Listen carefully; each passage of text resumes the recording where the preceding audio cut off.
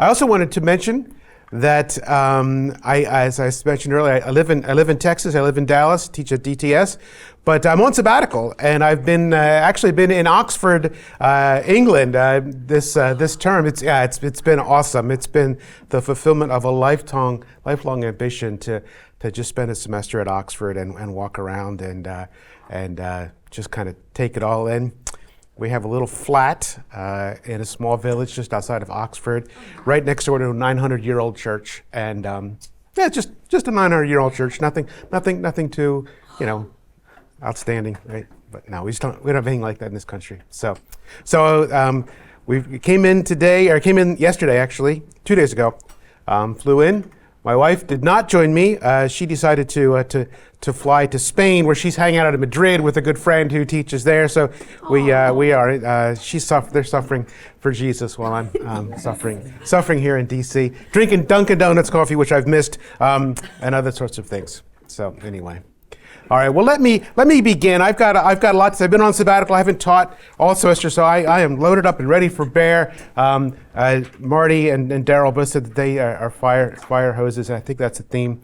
But I've got a lot of interesting things to say. At least I hope they're interesting. You get to judge, I suppose.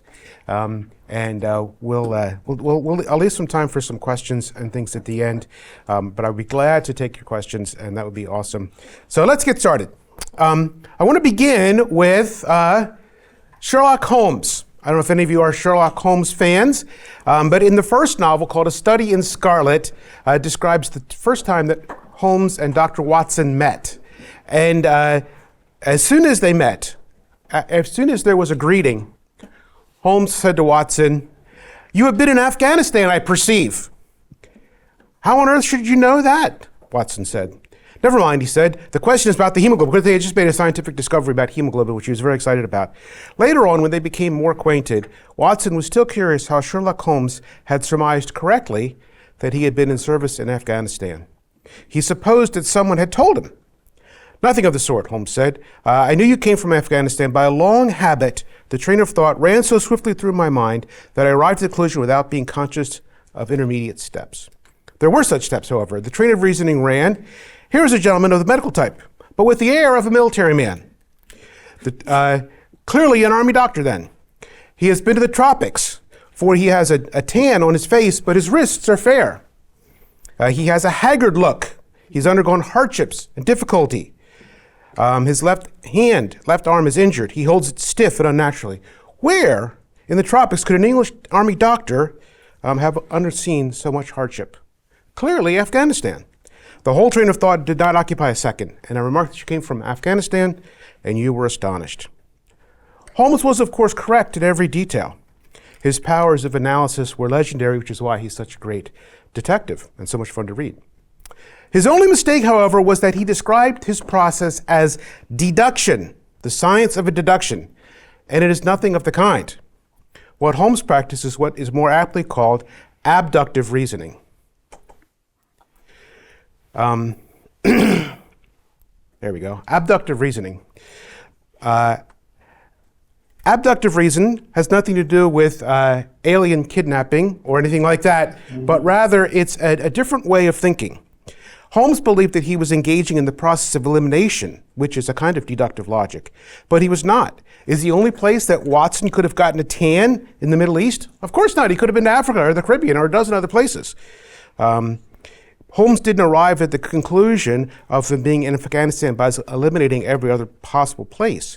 Rather, he drew the conclusion by inferring that Afghanistan was the most plausible place where a English doctor could have seen hardships. Now, this might seem like a trivial distinction, but in fact, I think it's a really important one, and it opens up a rather innovative way of doing apologetics. And I want to spend some time today talking about abductive reasoning, because my guess is that some of you are not too clear on what that is. And I want to distinguish that and take some time to do that with some stories and some examples and other sorts of things. And then we're going to apply it to the question at hand, which is, which provides a better explanation of our world: naturalistic Darwinism or Christian theism. So let's talk about these things. Let's do a little review of a little basic logic. Marty said he was a grammar guy. I guess I'm a logic guy. And so let's do that. Deductive reasoning. if done properly, deductive reasoning leads to an established conclusion that must be true. It is demonstrated. Deduction is the highest bar of proof. It's demonstrated or established. The conclusions must follow. The good news is that if it's done properly, it can't be wrong.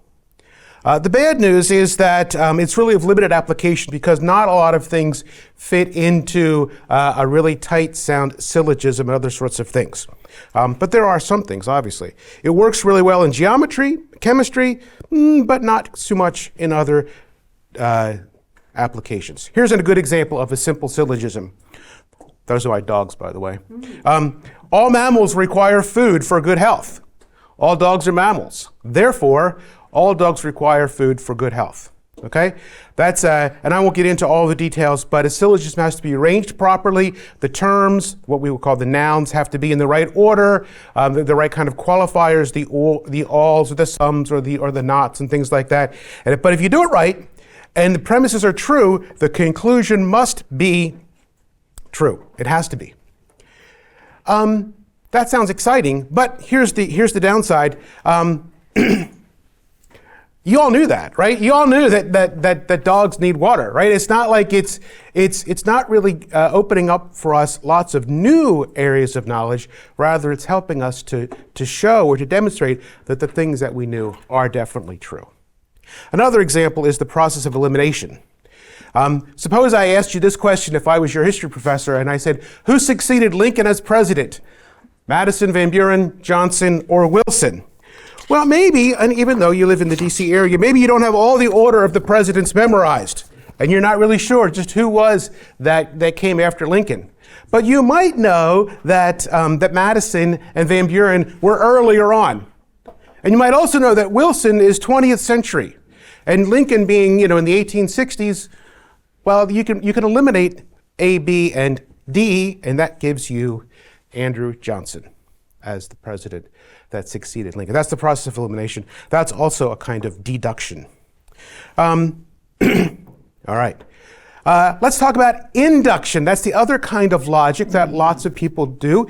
Induction is much more useful than deduction because it has broader application. It involves, generally speaking, drawing a generalization. Induction is about making generalizations, collecting the data and drawing from that an inference. It's a kind of bottom-up approach that begins with individual facts and observation that, when analyzed, yield a reasonable conclusion. The downside for induction is that induction can never be said to prove something. It just gives us a lot of solid evidence.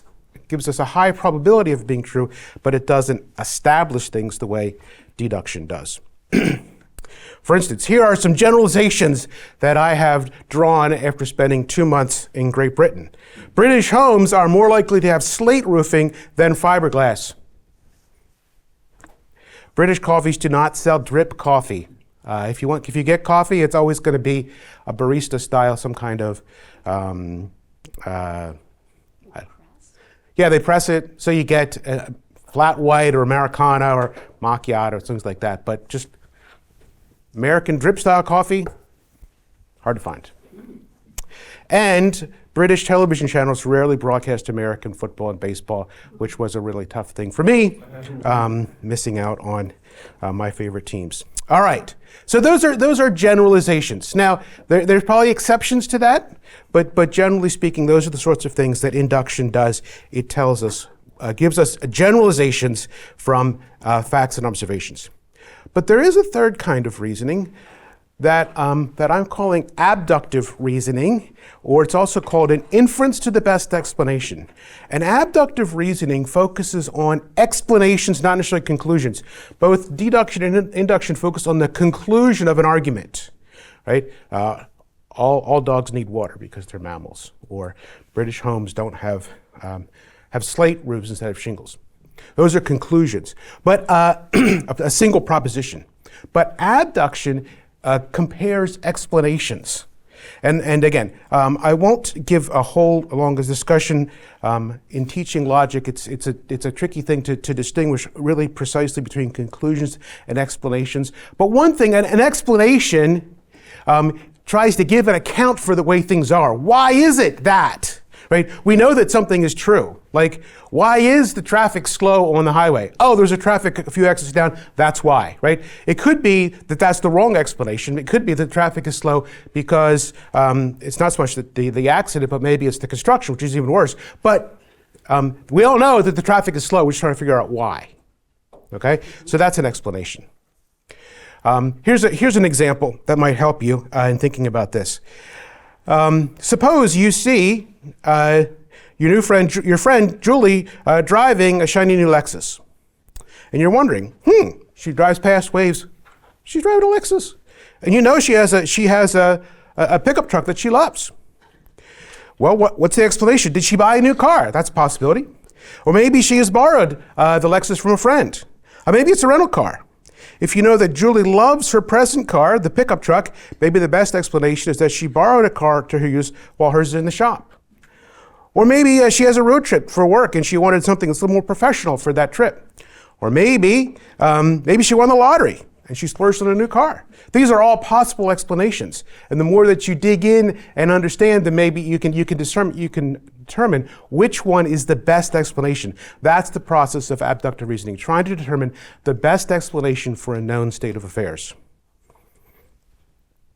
Abductive reasoning is what auto mechanics and physicians use in diagnosing the problems with your car or your health. Right?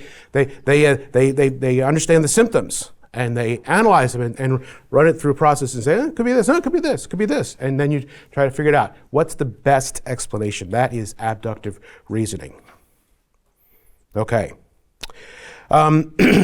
According to David Baggett, a philosopher, he says that abductive reasoning begins with certain data to be explained, and from a list of possible explanations, narrows the list down to the one best explanation by an application of a principal set of criteria, including explanatory scope and power.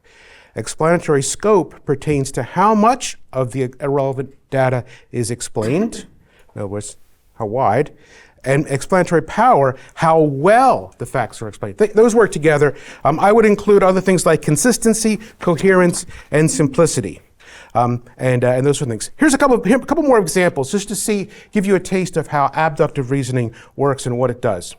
Here they are. Explanatory power, explanatory scope, correspondence, the explanation resonates and is consistent with other known truths, coherence, it's consistent within itself, and simplicity. Occam's famous razor that says you don't want to multiply entities in explanation. The simplest explanation tends to be the best.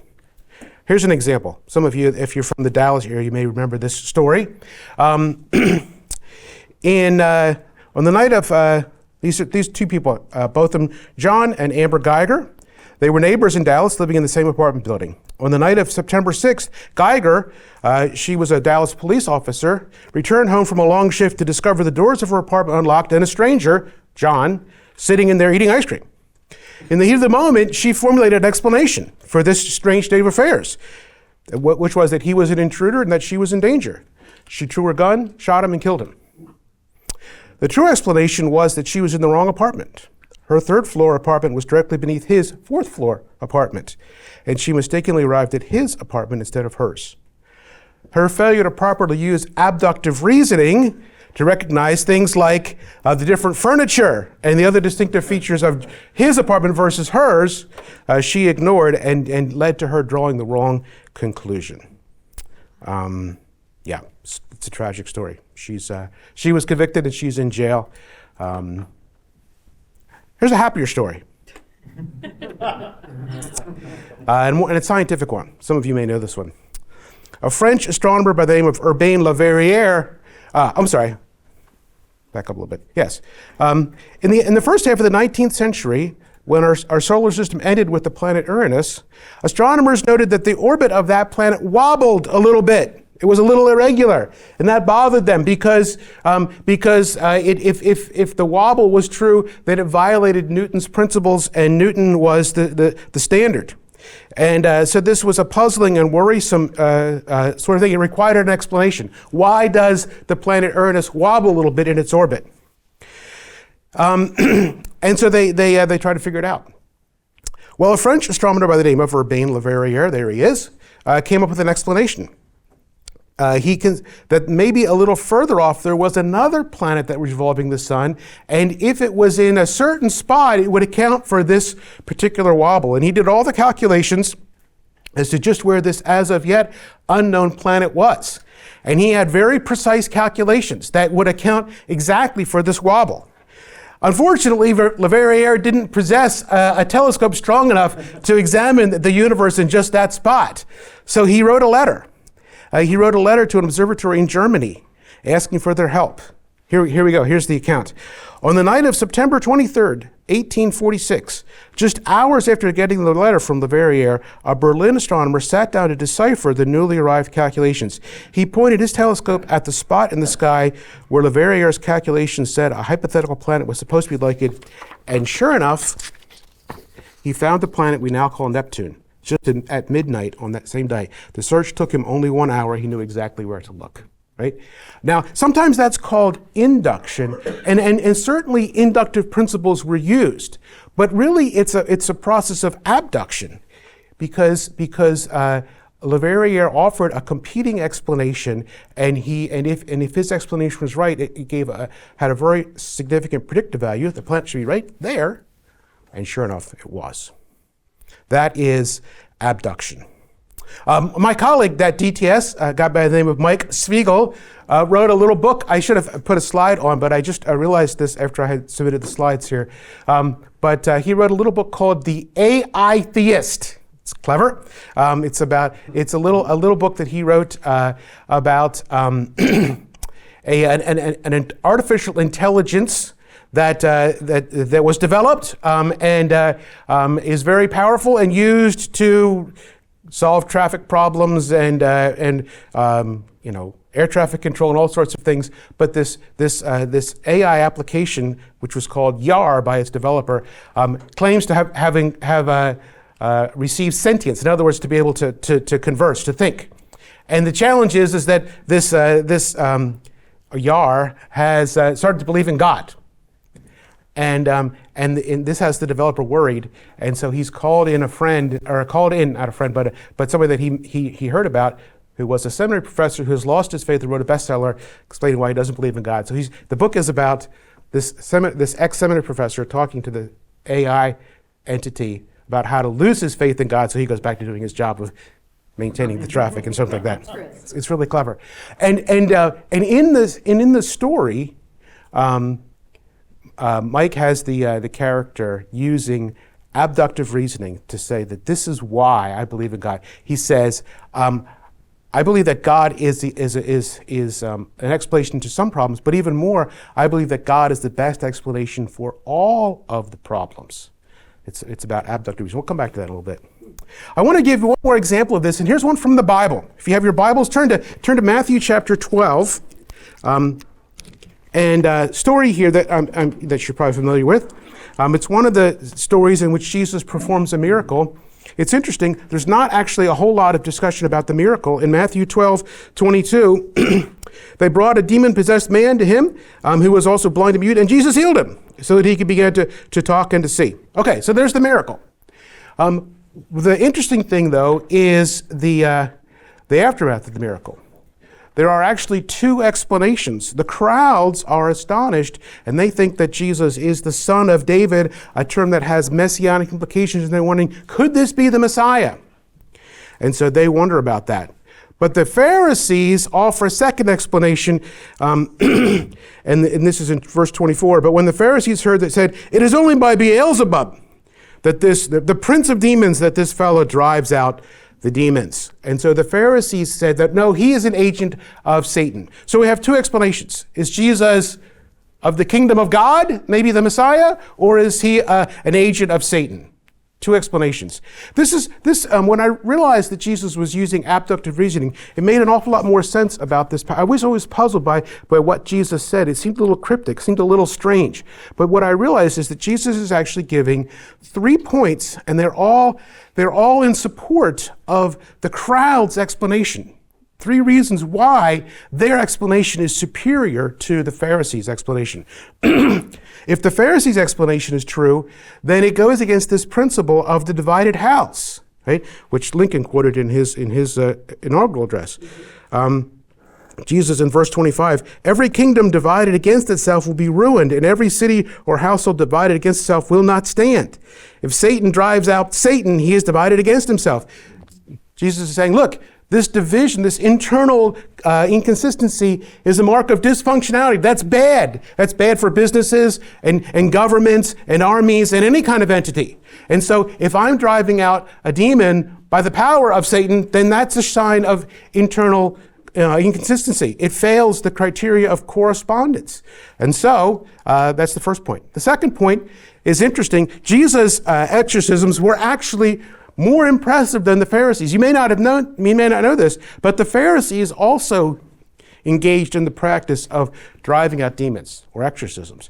But the Pharisees, first of all, they weren't always successful. And secondly, they involved a lot of rituals, a lot of chanting, a lot of other sorts of things that they had to do, and they weren't always successful. But Jesus did them on the basis of his own power and always worked much more impressive. It's interesting, when the crowds were impressed, they weren't so much impressed that a demon was driven out. They'd seen that before, but they were impressed by the way that Jesus did it. His manner of doing it was so much more impressive.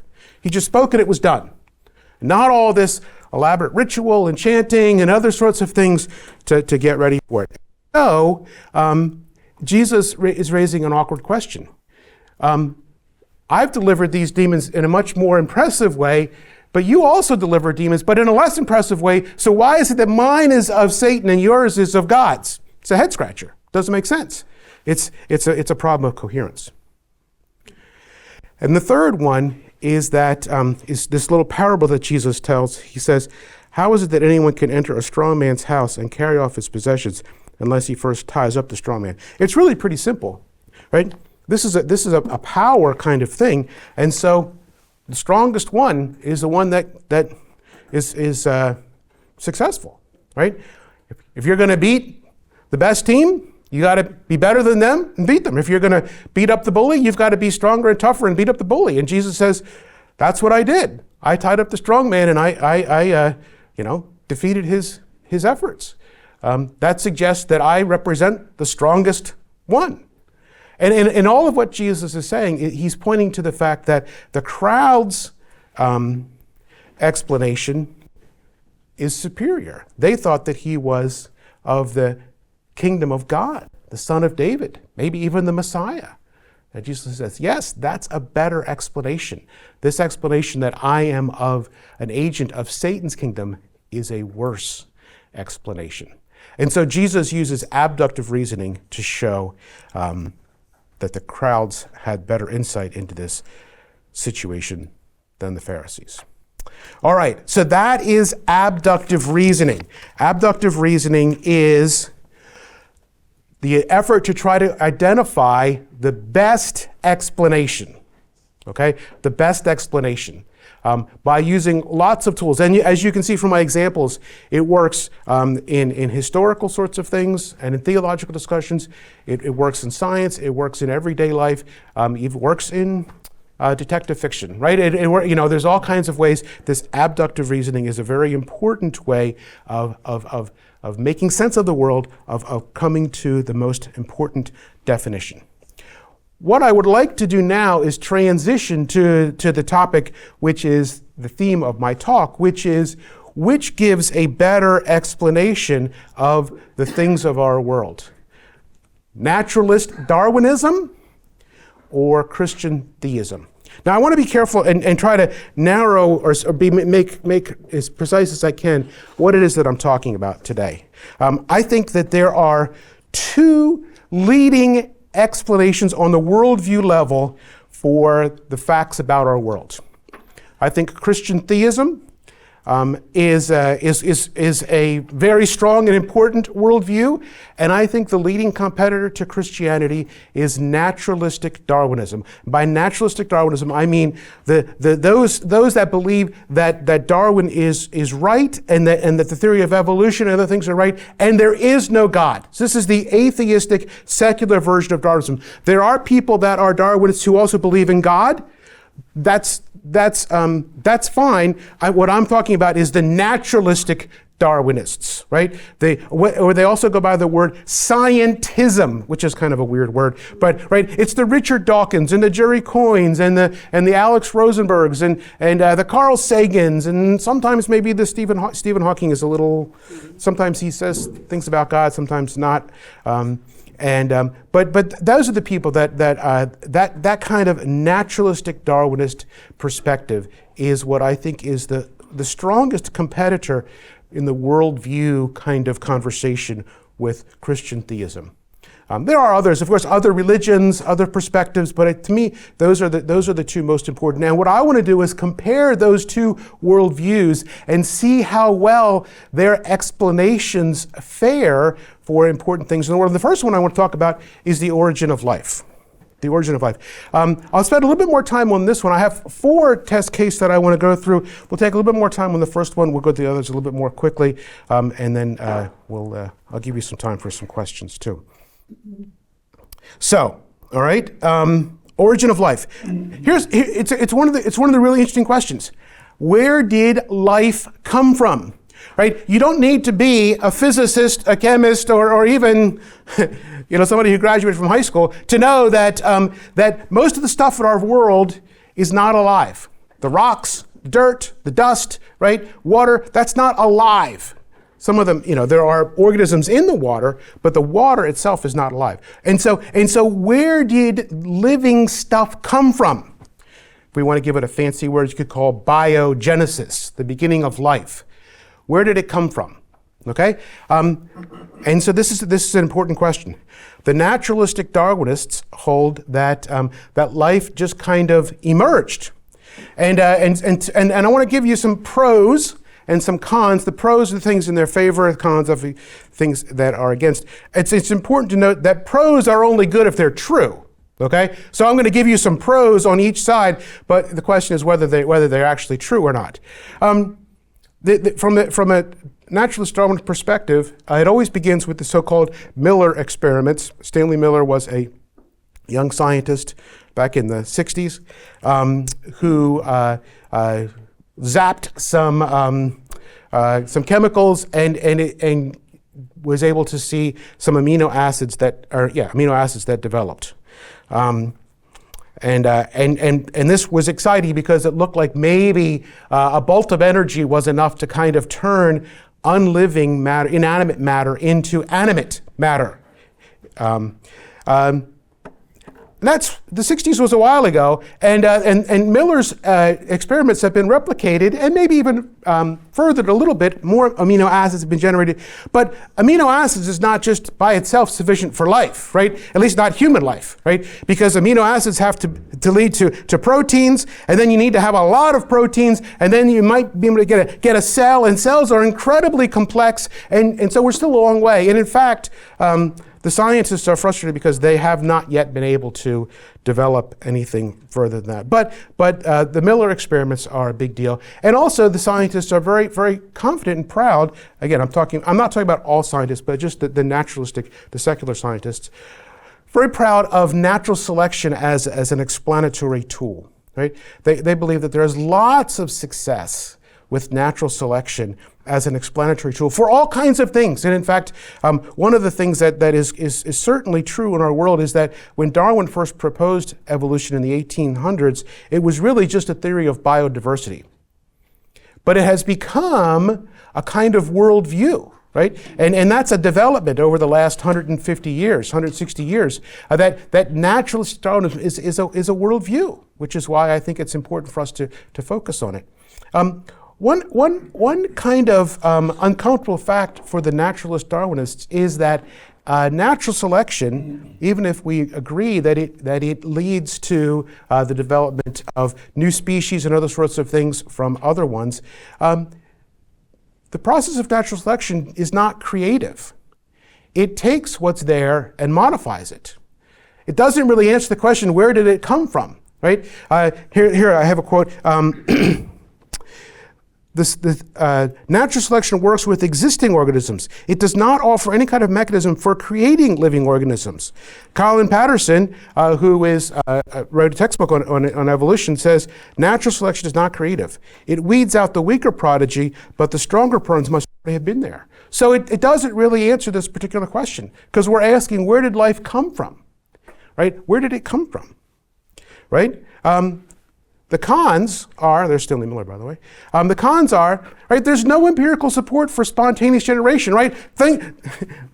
Non-living stuff doesn't just become living, right? We never observed that. We'd never observed anything like that. That just doesn't happen.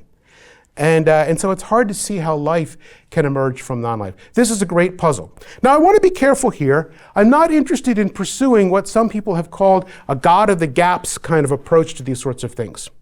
God of the gaps is the idea that we find some hard problem that science hasn't figured out an answer to, and then we say God did it, and then we say we're proud of ourselves until science figures that out, and then the gap closes and God gets squeezed out, and then we have to plug him in another hole.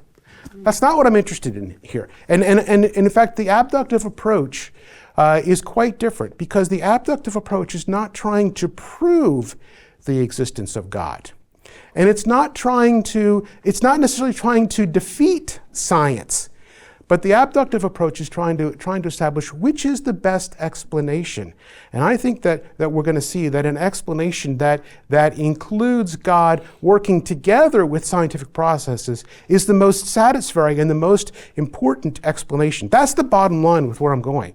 I think that we can use abductive thinking, analyzing, comparing the competing explanations, and see that the most satisfying explanation in terms of explanatory scope, power, coherence, consistency, and all, is one in which there is a God that is present as a foundation, but not in a way to dismiss science. I have a quote here from a Christian philosopher by the name of Richard Swinburne, and Swinburne says that, where do I have that? Well, I'll have to paraphrase it. He says that, here we go. He says, Swinburne says, I am not postulating a God of the gaps, a God merely to explain things that science has not yet explained. I am postulating God to explain why science explains. I do not deny that science explains, but I postulate God to explain why science explains. And they work together. We'll see more of this. Okay.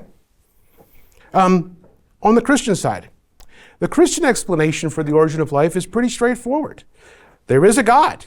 He exists eternally. And part of the characteristic, the attributes of this God is that he's alive.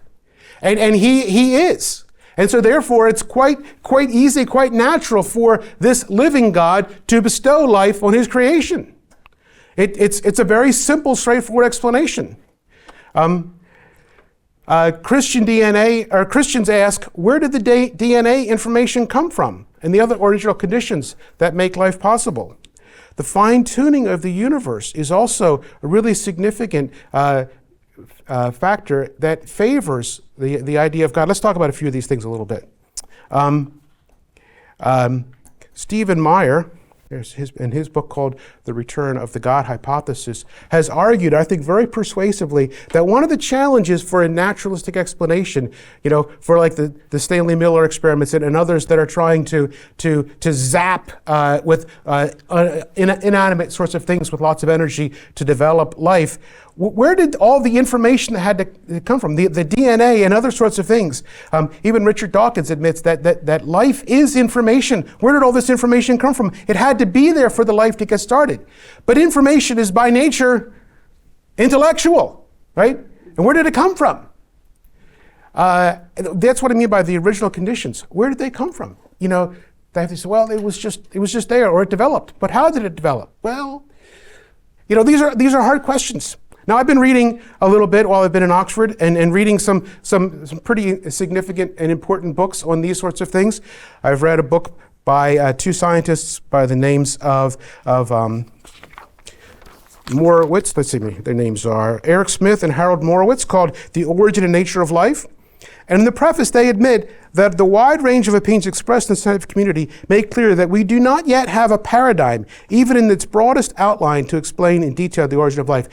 They don't have an answer. They don't even have a paradigm. In fact, they don't even know how an answer might look. They speculate, right? They believe that a really significant bolt of energy created this fourth sphere, the biosphere, and so on. I've been reading another book called The Edge of Life, which is really interesting, and by a couple of guys that think that maybe quantum mechanics plays a role. It's all very complicated and interesting, but both of the books, while very learned and scholarly, and frankly a little over my head in places, they're just saying we think it might look like something like this. We think a possible explanation might go along these lines.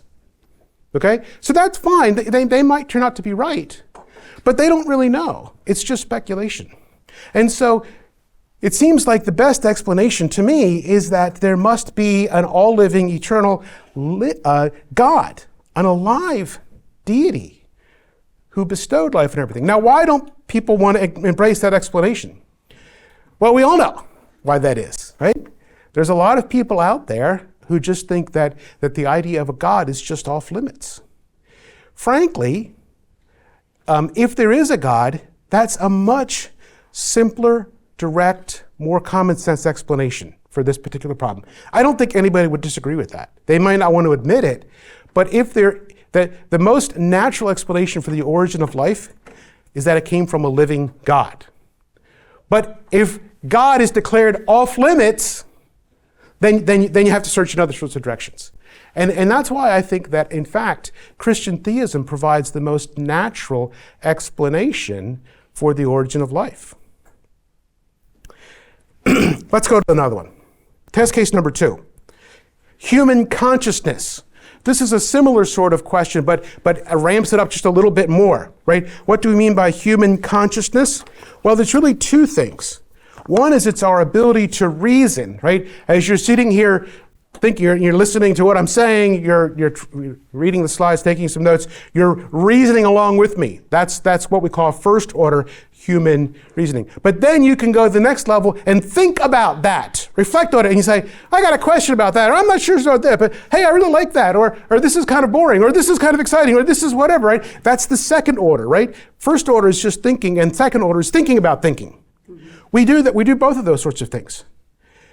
Where in the world did that come from, right? It's hard, you might say this, it's hard to see how the inanimate matter of the universe became living, and then it's really hard to see how that animate matter takes on consciousness, because lots of living things don't have the kind of consciousness that we have, right? Goldfish and frogs, right? Trees and asparagus plants, right? They're alive, but they don't possess the thinking ability, much less, not the first order and the second order. In fact, we're pretty sure that we are the only creatures that have second order consciousness, right? We're the only people that can, the whales, communicate and beavers make dams and other sorts of things, but they don't improve on it, right? They don't develop more. We philosophize and we make music, we tell jokes, we do logic, we make music. All of these things require higher levels of thinking. We're pretty sure we're the only ones that do that. Where did that come from? Here's what's fascinating. The naturalist Darwinists will say this, well, it's not going to be a soul, right?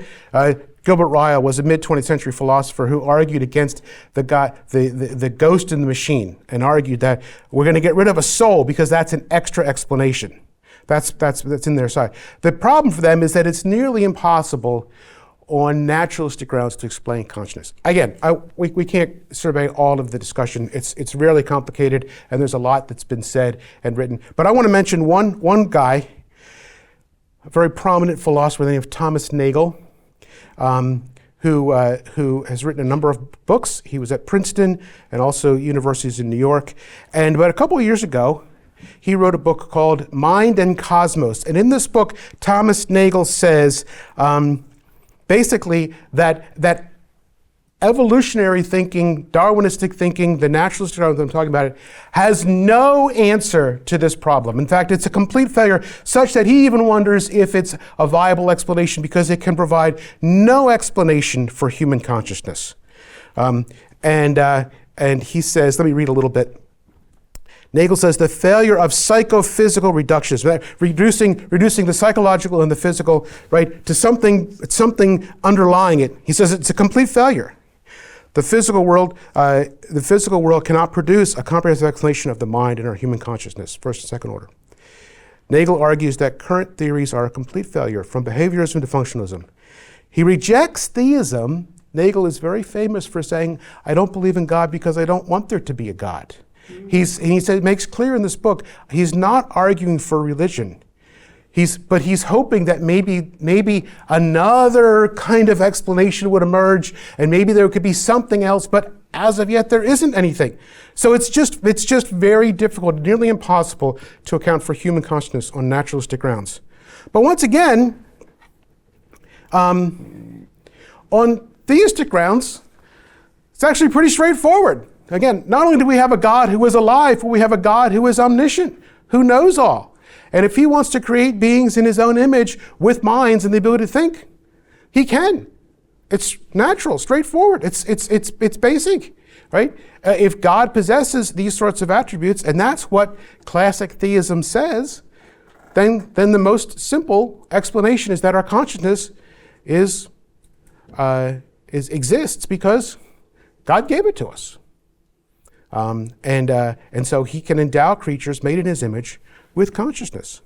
Now, there is a challenge, right? There's still things to think about, right? Some Christians, not all, but some take a kind of substance dualist approach. And if you're familiar with philosophy of mind at all, you know that substance dualism is a difficult theory. And the big problem is the interaction problem, right? Because if we have a mind and a body, how do they interact? When you stub your toe, that's a physical pain which registers in your mind. How does that work? We don't really know. If you want to become famous, make a lot of money, solve that particular problem, and people for the next 300, 400, 500 years will be talking about you. So there's issues here, but it seems on the whole that if we're just worrying about trying to give an account of consciousness, the God option is clearly superior. Let's move a little quicker here. Let's talk about goodness. Goodness. Where does our morality come from? How do we know what we're supposed to do? How do we understand our moral obligations, the things that we ought to do? To not steal, to not lie, to not kill and rape, to treat people fairly, to stop at red lights and to go on green lights, those sorts of things. As it turns out, the Darwinism, naturalist Darwinism, as becoming a worldview, has to give an account of the right and the good. It turns out it's really difficult to do that. Now they reject religious obligations. Oh, you don't have to go to church. You don't have to be baptized or pray or other sorts of things. And because they don't believe in an afterlife, they say they've eliminated any need to worry about divine judgment. Those are good things for them. But it's really difficult and very challenging to produce a theory of moral obligation on naturalistic grounds. Again, I won't go through all the details. You could read some of these sorts of things. I do want to give you one particular slide. Here's that's Kitcher, and here is another guy, Alex Rosenberg, The Atheist Guide to Reality. Alex Rosenberg is a pretty interesting guy here. I made a slide. There's a lot of text on here. I apologize for that. But this is actually this is all his words, his answers as a person who holds to scientism. The answers, right? Is there a God? No. What's the nature of reality? What physics says it is.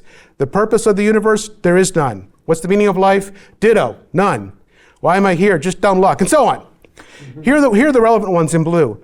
What's the difference between right and wrong, good and bad? There is no moral difference between them. Really. No moral difference between firefighters who rush into buildings to save people or soldiers that are, protecting our borders, and no difference between them and child pornographers or serial killers or rapists. No difference. Why should I be moral? Because it makes you feel better than being immoral, right? This doesn't seem like a very good account of morality to me, right? Doesn't seem like it's very persuasive. Christian theism, once again, we believe that our God is righteous and just, that he is a God of love and mercy and goodness. He is the source and model of all that is good. And so our Christian faith has the highest ideals of moral obligation, and yet our salvation is up to us. I want to mention, I'm going to go quickly because, but here's a book that I discovered this semester in Oxford. Francis Spofford is a British Christian. He's actually a very talented writer. He's written some novels too. One that is out recently, that called The Light Beyond, I think is getting a lot of raves. I have a copy, I haven't read it yet. But in this book, Spofford says, Christianity makes frankly impossible demands. We all know what they are, right? Love your neighbor. Give your clothes away. Turn the other cheek, right? Give money. Do all these things, and also do it with the highest of motivation, out of love and other sorts of things. Spofford says, right? Our Christian morality makes frankly impossible demands. Instead of asking for specific actions like saying Islam, right? It gives general but lunatic principles, right? Give your possessions away, refuse to defend yourself, love strangers as much.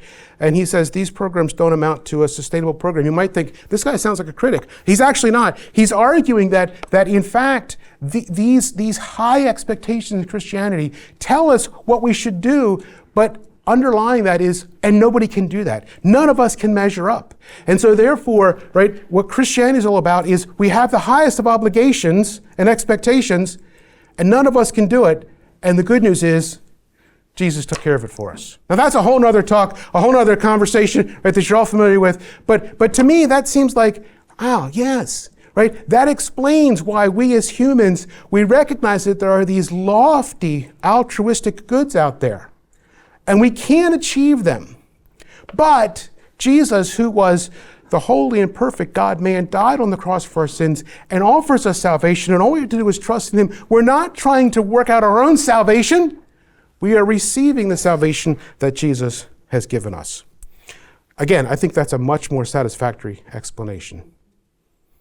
Now, you might say at this point, if somebody was here that was defending a naturalistic Darwinist perspective, you might say, Yoder, come on, you've stacked the deck. You've chosen all the ones that are hard for the naturalists. You haven't chosen any of the ones that are challenging for Christianity. Okay, fair enough. Here's one that is typically thought to be a case study or a problem that is in the atheist camp. The problem of evil. The problem of evil. Right? Why do bad things happen to people? Every atheist book that I've read, and I've read a lot of them, bring this up, right? Where is God when kids get cancer or tsunamis or hurricanes or earthquakes destroy and kill lots of people? Where is God in the midst of Richard Dawkins says, it looks to me like it's a world that just kind of is chaotic and not moral at all.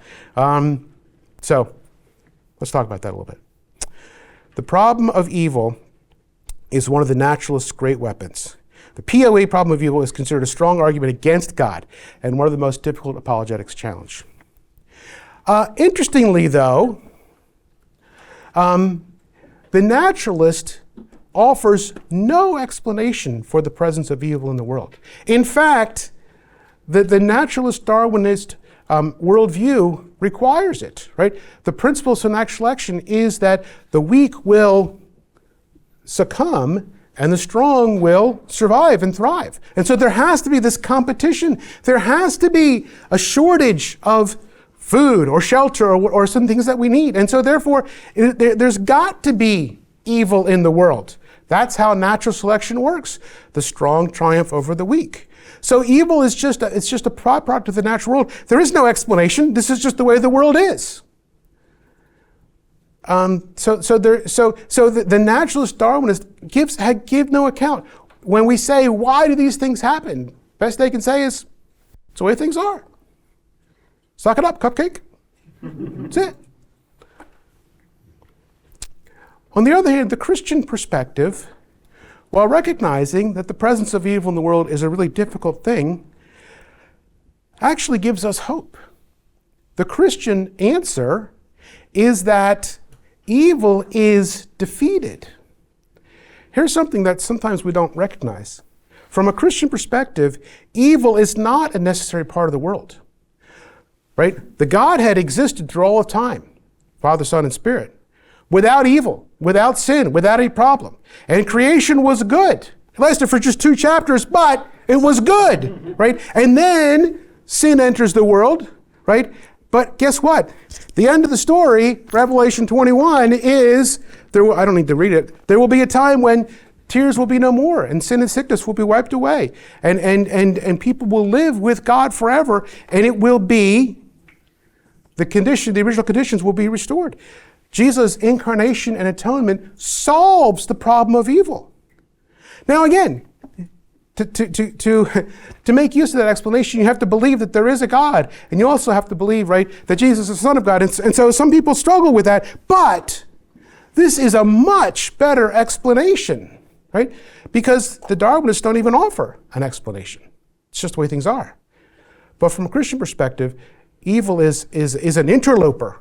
It's an intruder, and God has a plan to take care of it and to wipe it away.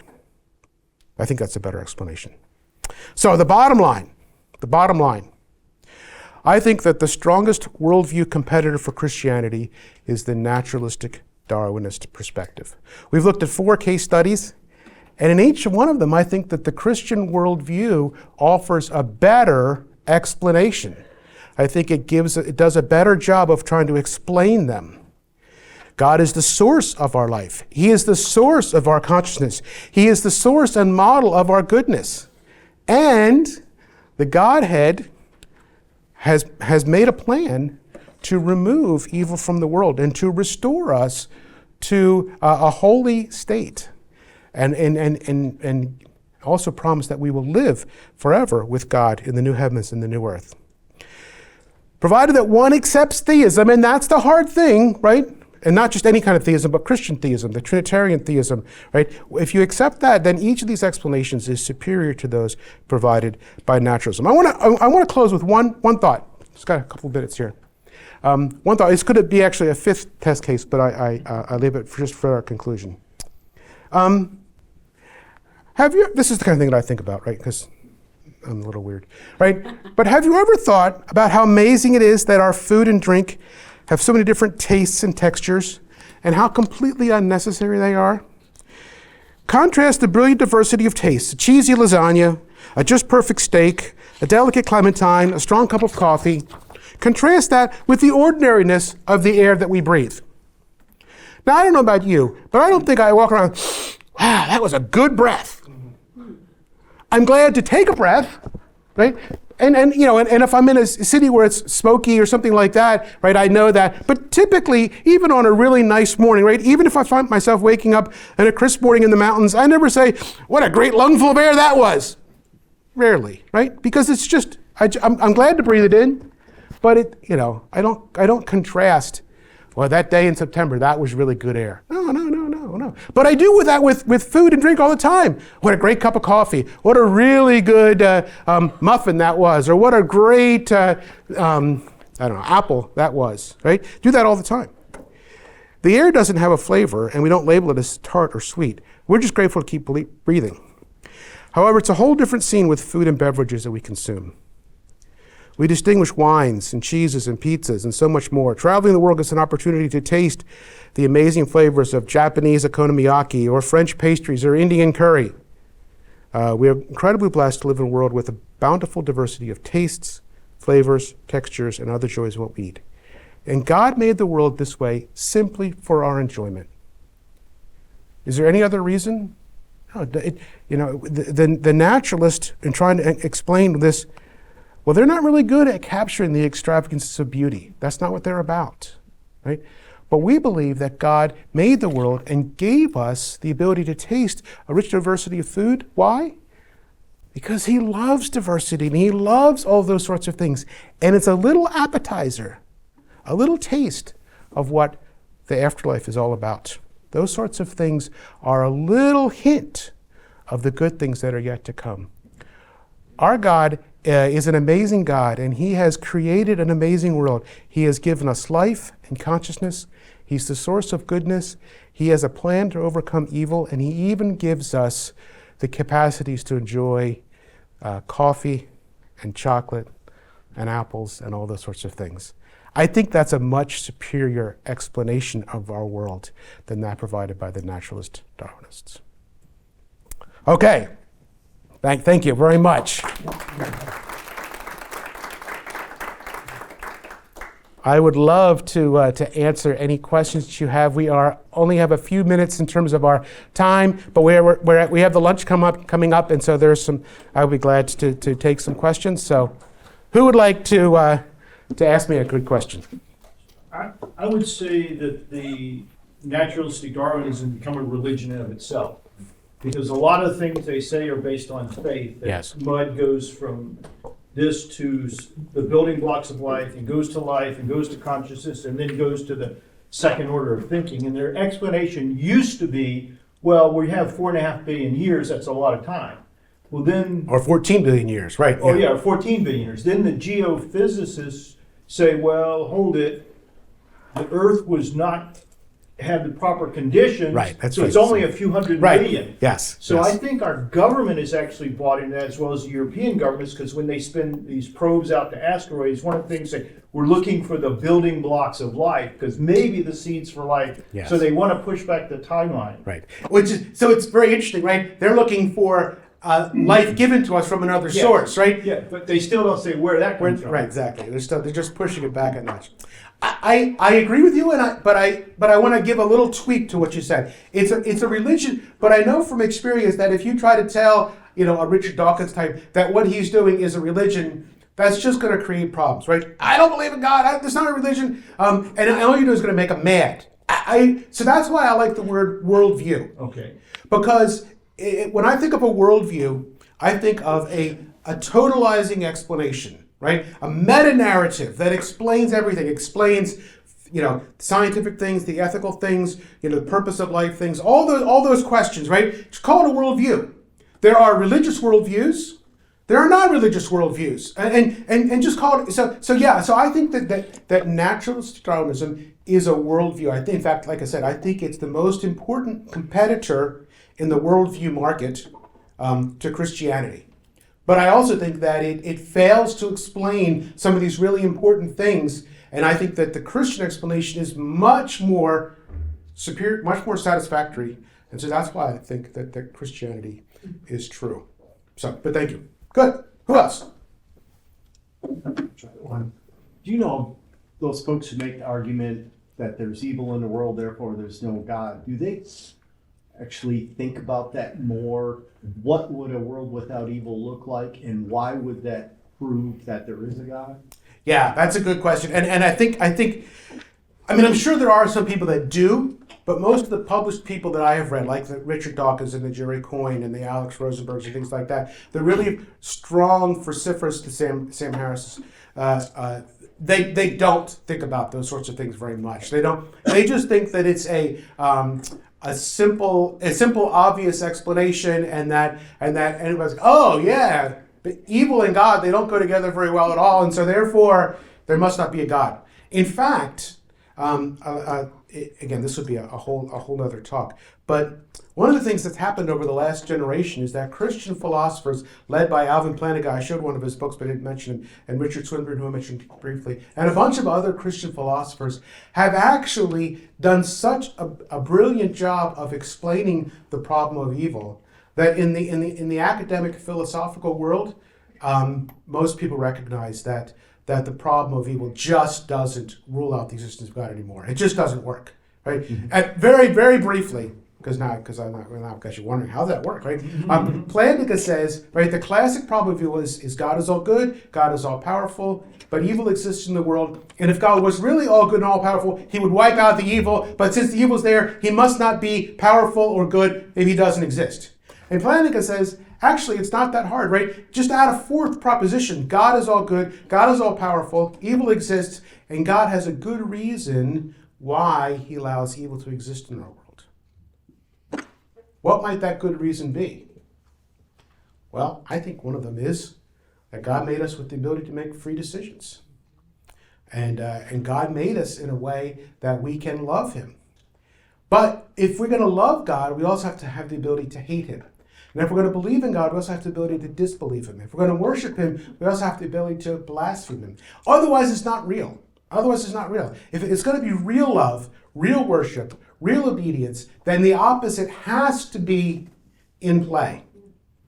And so, God made a world, and he gave us the ability to make decisions. We see that all through the Bible, right? From the Garden of Eden through to, right, the last pages of Revelation. People make decisions. God is patient, waiting until the time is right, and then Jesus is going to come back, and all those events are going to be put into place, and eventually we'll have the new heaven and the new earth in which we will be glorified and without the capacity to do evil anymore. But for the moment now, we have the ability to make decisions, and those decisions lead to the evil in our world. Yes, please. Okay. If you're on an airplane or you've got an elevator speech, somebody says, I don't believe there's any God, there's no proof for it. What is your go-to? What is your first thing that you're going to bring up for them? Yeah, I think I'm gonna use some of this abductive reasoning, and I'm gonna say, instead of trying to prove the existence of God, which I don't think that we can do, but we can't disprove him either. So therefore, I'm gonna probably talk about some of the things that I just talked about today, right? I think that God provides us with the best explanation for the existence of life, for our conscience in the world. I think God provides a better explanation for why there's evil in the world and why those things are happening. It's called the principle of sufficient reason, right? Everything that exists demands an explanation, and I think the best explanation for the things that we see in the world is that there is a God, an all-powerful, all-loving, eternal God. I also like the ontological argument, but that's not an elevator speech. That's a 1-hour lecture in a classroom. Yes, sir, in the back. So there was one of the people that you mentioned, I believe his name was Nagel. You said Yes, Tom Nagel. He didn't argue that he doesn't believe God exists. He argues he doesn't want God to Yes. exist. Yes. And I think that's an extremely popular Yes. worldview today, especially among younger people like my age. They tend to, rather than logically believing in naturalism, they tend to just want to reject authority. Yes, So absolutely. Well, What do you argue to that first?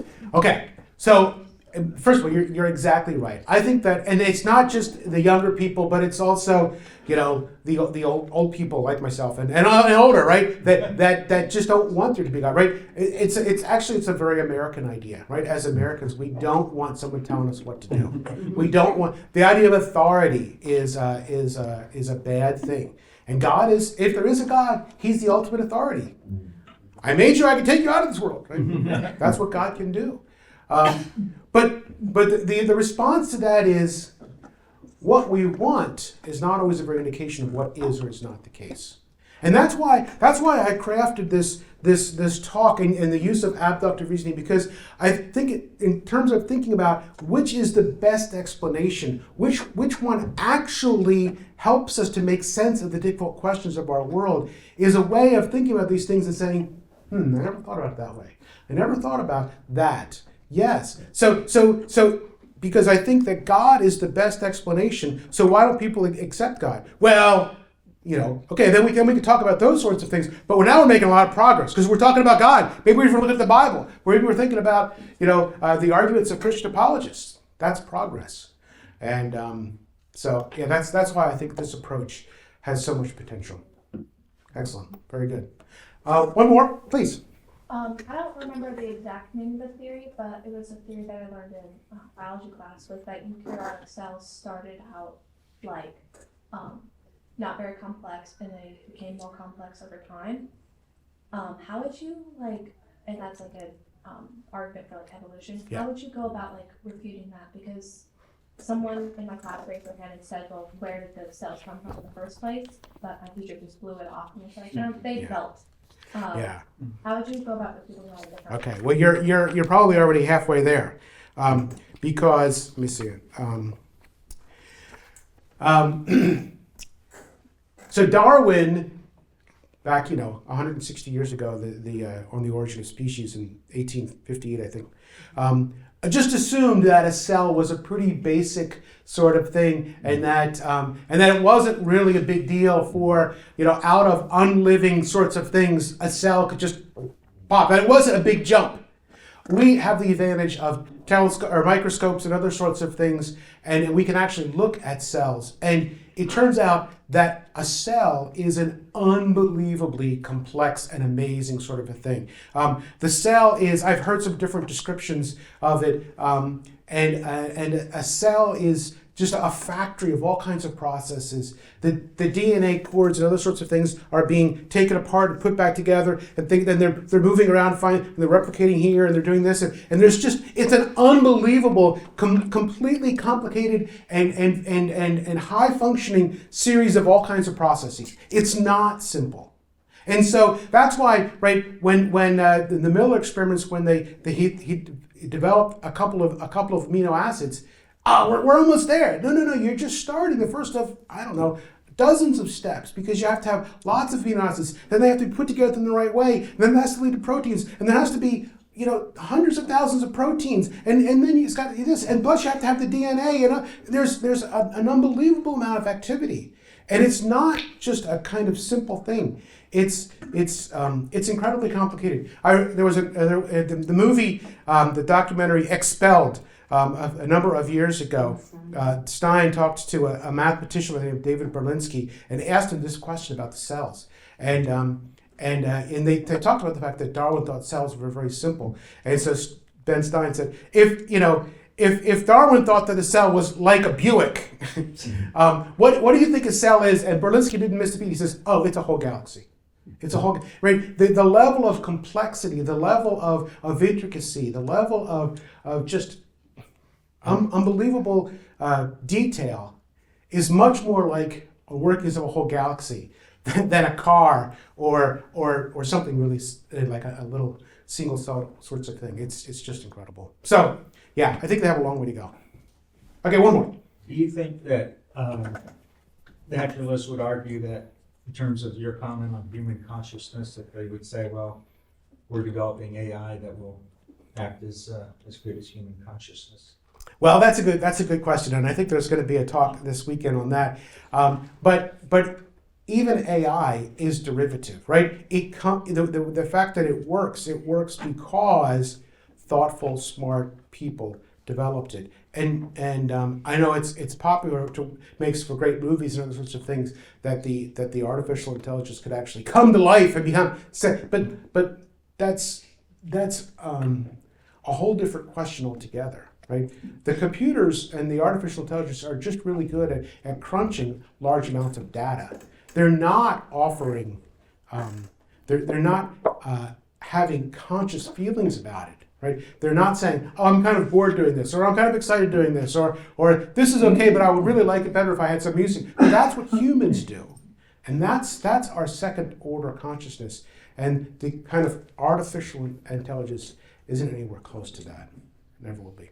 So, hey, thanks so much. If some of you have some more questions, I'd be glad to answer them, but I will close things for right now.